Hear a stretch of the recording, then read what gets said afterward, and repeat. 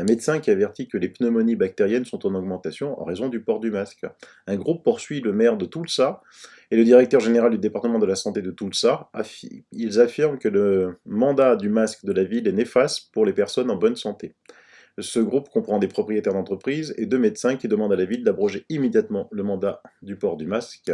Le docteur James Meehan avertit que le port du masque comporte des risques bien connus qui ont été bien étudiés et qui ne sont pas discutés dans l'analyse des risques. Je vois des patients qui ont des éruptions cutanées au visage, des infections fongiques, des infections bactériennes. Des rapports provenant de mes collègues du monde entier suggèrent que des pneumonies bactériennes sont en augmentation.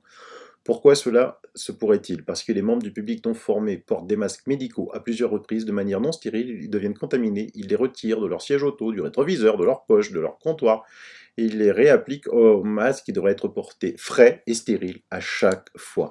De nouvelles études de recherche montrent que les masques en tissu peuvent augmenter l'aérosolisation du virus SARS-CoV-2 dans l'environnement, entraînant une transmission accrue de la maladie.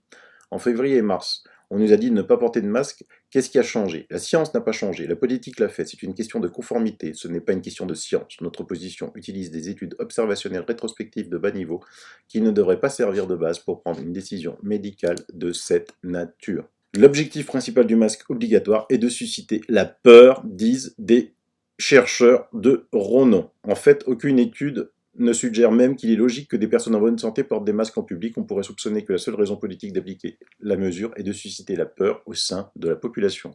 Peur d'une pandémie, qui ne l'a jamais été, peur de ceux qui cachent leur visage, peur de ceux qui n'ont pas de masque, peur d'un gouvernement qui viole les droits de l'homme. La professeure Karina Rice est titulaire d'un doctorat en biologie et a reçu des distinctions et des prix prestigieux pour ses contributions universitaires au domaine de l'infection et de la biochimie. Le Dr Bagdi a publié plus de 300 articles dans les domaines de l'immunologie, de la bactériologie et de la virologie pour lesquels il a reçu l'ordre du mérite de Rhénanie-Palatinat, c'est une région allemande.